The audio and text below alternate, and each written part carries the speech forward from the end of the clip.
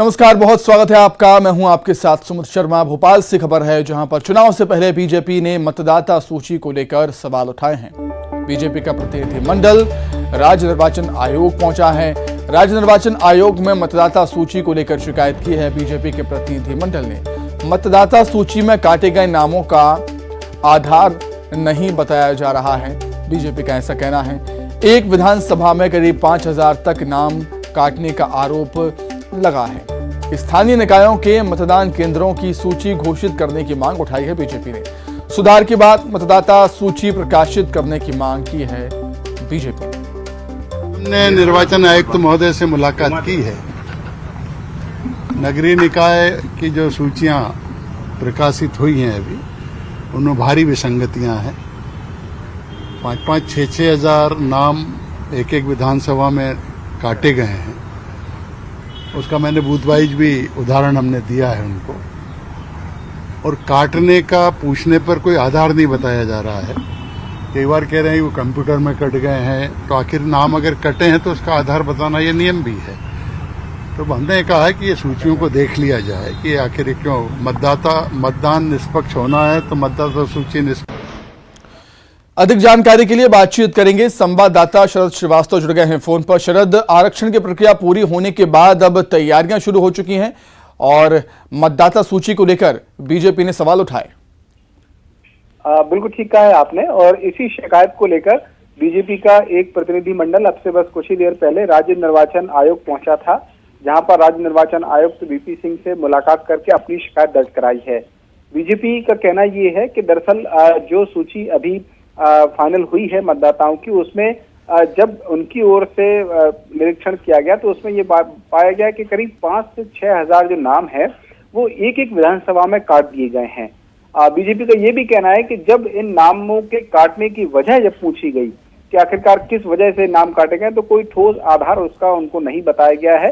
और जब तक मतदाता सूची पूरी तरीके से सुधार करके प्रकाशित नहीं की जाती, तब तक जो चुनाव है वो न कराया जाए, ऐसी मांग निर्वाचन आयोग की ओर से रखी गई थी, जिस पर राज्य निर्वाचन आयोग की ओर से ये भरोसा दिया गया है कि मतदाता सूची की जो विसंगतियां हैं उनको दूर कर लिया जाएगा चुनाव कराने से पहले तक। तो कह सकते हैं कि बीजेपी की ये एक आपत्ति है जो खास तौर से मतदाता सूचियों को लेकर सामने आई है। शरद, आपका बहुत धन्यवाद जुड़ने के लिए और तमाम जानकारी के लिए। आगे बढ़ेंगे। प्रदेश व्यापी दौरे के दौरान जगदलपुर में सीएम भूपेश बघेल का आज खिलाड़ी अंदाज दिखा। जगदलपुर में सीएम भूपेश बघेल ने इंदिरा प्रदर्शनी स्टेडियम का शुभारंभ किया। प्रदेश के पहले FIFA approved synthetic football ground with running track का उन्होंने लोकार्पण किया और बस्तर के खिलाड़ियों को बड़ी सौगात दी। इस मौके पर सीएम ने एथलीट्स के साथ ट्रैक पर दौड़ भी लगाई, साथ ही खिलाड़ियों के साथ बास्केटबॉल और फुटबॉल भी खेला। बच्चों की जिद पर दुबागुड़ा के सीख केंद्र में बेल से बना बस्तरिया भौरा भी चलाया। रस्सी कूद का आनंद भी लिया। स्टेडियम के अवलोकन के दौरान शतरंज खिलाड़ियों के खेल पर मुख्यमंत्री की निगाहें भी टिकी। सामने बिछी बिसात को कुछ पल ठहर कर देखा और बच्चों को बेहतर खेल के टिप्स दिए। इतना ही नहीं, भेंट मुलाकात के दौरान भैंस गांव गौठान में मुख्यमंत्री ने गेड़ी का भी आनंद लिया।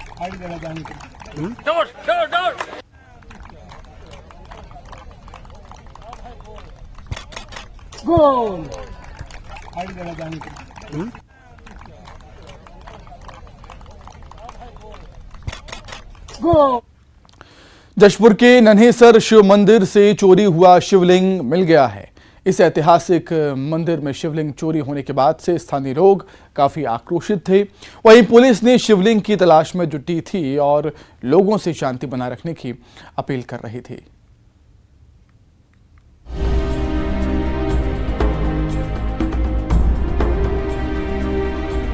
जशपुर जिले के ऐतिहासिक नन्हेसर शिव मंदिर से चोरी हुआ शिवलिंग वापस मंदिर में मिल गया है। चोरों ने चोरी छिपे मंदिर में शिवलिंग रख दिया। शिवलिंग चोरी होने के बाद से ग्रामीण आक्रोशित थे, जिसको देखते हुए पुलिस लगातार लोगों से शिवलिंग वापस करने की अपील कर रही थी। गौरतलब है कि सन्ना तहसील मुख्यालय से 10 किलोमीटर दूर नन्हेसर गांव में सैकड़ों साल पुराना शिव मंदिर है। जंगलों के बीच स्थित ये शिव मंदिर लोगों की आस्था का केंद्र है। 22-23 तारीख की दरमियानी रात की शिवलिंग की चोरी हो गई है करके और जिस संबंध में हमारे द्वारा जो है मौके का निरीक्षण करते हुए मौके पर ही देहाती नल से लेते हुए प्रकरण दर्ज किया गया था अपराध धारा 380 का, और जिसमें कल रात्रि में पुनः शिवलिंग के मंदिर में ही पुनः अपने ही स्थान पर पाए जाने की सूचना पुनः प्राप्त हुई और शिवलिंग जो है वो उस मंदिर में पुनः अपने स्थान पर पाए गए हैं। जशपुर के सन्ना तहसील मुख्यालय से 10 किलोमीटर की दूरी पर स्थित नन्हेसर गांव में सैकड़ों साल पुराना शिव मंदिर है। जंगल के बीच स्थित ये शिव मंदिर लोगों की आस्था का केंद्र है। इस मंदिर के बैगा पुजारी 3 दिनों से मंदिर नहीं आ रहे थे। इसी दौरान बीते सोमवार की शाम को जब गांव के कुछ लोग पूजा करने मंदिर पहुंचे तो उन्होंने देखा कि शिवलिंग गायब है। इस मामले की जानकारी गांव के प्रमुख लोगों को दी गई, जिसके बाद पुलिस प्रशासन को घटना की जानकारी मिली और आखिरकार शिवलिंग मिल ही गया। लेकिन अभी भी सवाल बना हुआ है कि मंदिर से शिवलिंग की चोरी किसने और क्यों की थी। दीपक सिंह, न्यूज़ 18, जशपुर। तो भगवान भोलेनाथ अपने घर मतलब मंदिर तो लौट आए हैं, लेकिन सवाल अभी भी बना हुआ है कि भोलेनाथ को मतलब शिवलिंग को आखिर ले कौन गया था और वापस उसने क्यों रख दिया। क्या उसे डर था? जो हालांकि ये भी सवाल उठता है कि क्या चोरी करने से पहले डर नहीं था, चोरी करने के बाद समझ में आया। बहुत सारे सवाल यहाँ पर उठते हैं। पुलिस हालांकि जांच कर रही है तमाम पहलुओं के आधार पर कि शिवलिंग को चोरी किसने किया था। चूँकि आस्था का सवाल है, लोगों की भावनाएं इससे जुड़ी होती हैं, इसलिए पुलिस काफ़ी गंभीरता से इस मामले की जांच कर रही थी। लेकिन पुलिस चोरों तक पहुंच पाती उससे पहले ही भगवान भोलेनाथ अपने घर वापस लौट आए, मतलब शिवलिंग दोबारा अपने यथास्थान पर पहुंच गया है। और बताया जाता है कि चोरों ने ही उस शिवलिंग को वहां पर रख दिया है। तो कई सारे सवाल खड़े हो रहे हैं इस घटना को लेकर। जशपुर के नन्हेसर शिव मंदिर से चोरी हुआ शिवलिंग वापस मिल गया। ऐतिहासिक मंदिर है ये और कई सारे लोग यहाँ पर भगवान भोलेनाथ की आराधना करने के लिए आते हैं। आस्था का केंद्र है, लोगों की भावनात्मक ये मसला था, इसलिए पुलिस भी काफ़ी गंभीर थी। तो शिवलिंग चोरी होने के बाद स्थानीय लोग काफ़ी आक्रोशित थे। पुलिस पर कहीं ना कहीं यहाँ पर दबाव बनाया जा रहा था। पुलिस से मांग की जा रही थी कि शिवलिंग को वापस लेकर आइए, चोरों की तलाश कीजिए। लेकिन देखिए, पुलिस चोर तक पहुँच पाती उससे पहले ही शिवलिंग मंदिर में दोबारा आ गया है। और अब सवाल यही उठता है कि आखिर कौन ले गया और क्यों ले गया और उसने क्यों दोबारा फिर शिवलिंग को रखा है। अधिक जानकारी के लिए बातचीत करेंगे, संवाददाता दीपक सिंह जुड़े हैं फोन पर। दीपक, काफी अजीबोगरीब ये मामला लगता है। पहले चोरी होता है शिवलिंग, पुलिस ढूंढती है, पुलिस जब तक ढूंढ पाती तब तक भगवान भोलेनाथ स्वयं ही आ गए मंदिर में। जी बिल्कुल, जिस तरीके से ये पूरा मामला आया है कहीं ना कहीं जो एक हैरत की बात है, क्योंकि अचानक से जो है ये शिवलिंग जो है गायब हो जाता है और उसके बाद जब पुलिस इसकी छानबीन करती है, खोजबीन करती है, आसपास के गांवों में लगातार जो है सर्चिंग करती है, उसके बाद जो है ये शिवलिंग जो है वापस जो है अपनी जगह पे पहुंच जाता है। तो कहीं ना कहीं इस मामले में काफी पेचीदगियां सामने आई हैं और वहीं पुलिस का मानना है कि जो यहाँ के पुजारी हैं वो पिछले कई दिनों से जो है मंदिर नहीं आ रहे थे और इसी दौरान शायद किसी भक्त को लगा होगा कि शायद भगवान की पूजा नहीं हो रही है और इसलिए वो भक्त जो है इस शिवलिंग को अपने घर ले गया होगा। जिसके बाद जो है पुलिस ने गांव-गांव जाकर अपील की और लोगों से ये भी अपील की थी कि जो भी भक्त अगर इसे लेके गए हो तो उसे वो वापस जो है मंदिर में छोड़ दें। तो कहीं ना कहीं इसका असर हुआ और वापस जो है ये शिवलिंग जो है जिसने चोरी किया था उसने वापस उसी स्थान पर ले जाकर रख दिया। बहरहाल तो पुलिस जो है कई बिंदुओं पर जांच में जुटी हुई है। लगातार जो है लोगों के बयान दर्ज किए जा रहे हैं, पुजारी के बयान लिए जा रहे हैं, आसपास के ग्रामीणों के बयान लिए जा रहे हैं और पुलिस जो है लगातार जांच में जुटी हुई है कि आखिरकार इसकी चोरी किसने की थी और कौन कौन इस घटना के पीछे शामिल था। ठीक है दीपक, वजह जो भी रही हो, लेकिन एक बात तो है कि एक बार फिर से जो भक्त हैं भगवान भोलेनाथ के वो उनकी पूजा कर पाएंगे क्योंकि भगवान अब मंदिर में है। बहुत धन्यवाद आपका दीपक तमाम जानकारी के लिए।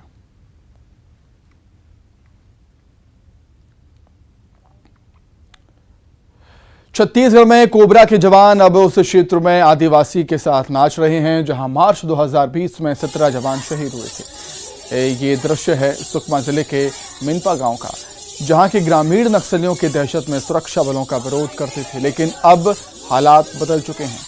अब वहीं गांव वाले जवानों को शादी में बुला रहे हैं, उनके साथ नाच रहे हैं, गा रहे हैं। इस वीडियो पर सीएम भूपेश बघेल ने कहा है कि ग्रामीणों का विश्वास जीत लेना एक शुभ संकेत है।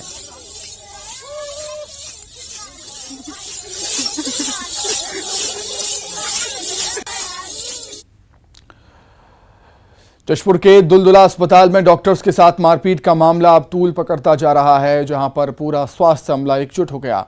गौरतलब है कि कलेक्टर रितेश अग्रवाल और संसदीय सचिव यूडी मिंज आधी रात 12 बजे निरीक्षण करने पहुंचे थे और इस दौरान जब कलेक्टर और संसदीय सचिव यूडी मिंज निरीक्षण करके बाहर निकले और इसी दौरान उसी निरीक्षण दल में शामिल एक युवक लौटकर आया।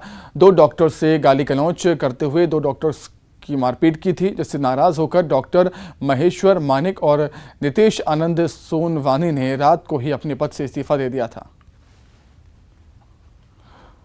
दुलदुला अस्पताल में कर्मचारियों के साथ मारपीट के बाद अब अस्पताल के कर्मचारी समेत पूरे विकास खंड के स्वास्थ्य विभाग के कर्मचारी हड़ताल पर चले गए हैं। तस्वीरों में आप देखिए कि दुलदुला थाने पर पहुंचे ये सभी स्वास्थ्य कर्मी हैं, डॉक्टर समेत अन्य कर्मी हैं जो डॉक्टरों के साथ मारपीट की घटना के विरोध में यहाँ पर FIR दर्ज कराने पहुंचे हैं। और उस घटना के बाद इनका कहना है कि जब तक यहाँ पर जो दोषी हैं उनके खिलाफ कार्रवाई नहीं की जाती, FIR दर्ज नहीं की जाती, तब तक ये हड़ताल पर रहेंगे। और मैं आपको बताऊं कि जो दुलदुला ब्लॉक है, पूरे ब्लॉक के स्वास्थ्य कर्मचारी अब हड़ताल पर चले गए हैं। इमरजेंसी समेत सारी सेवाएं जो है वो बंद कर दी गई हैं। कुछ स्वास्थ्य नेता हैं हमारे साथ, हम उनसे बात करते हैं। सर, किस तरह की घटना हुई थी और क्या रुख है अब आप लोगों का? कल रात में 25 और 26 की दरमियानी रात में कलेक्टर महोदय एवं संसदीय सचिव महोदय के द्वारा अस्पताल का निरीक्षण के लिए आए हुए थे। निरीक्षण के पश्चात वो जा रहे थे, उसी बीच में उनके साथ टीम के साथ जो आए हुए लोग थे उनके द्वारा हमारे चिकित्सक बंधुओं के साथ मारपीट किया गया, जिसकी वजह से सभी हमारे अस्पताल के कर्मचारी, अधिकारी एवं जो मैदानी कार्यकर्ता हैं, स्वास्थ्य कार्यकर्ता, उनके द्वारा आज से काम नहीं किया जाएगा, ऐसा संगठित होकर हम लोग थाना आए हुए हैं। और जब तक दोषियों पे कार्रवाई नहीं होती है तब तक हम लोग काम नहीं करेंगे।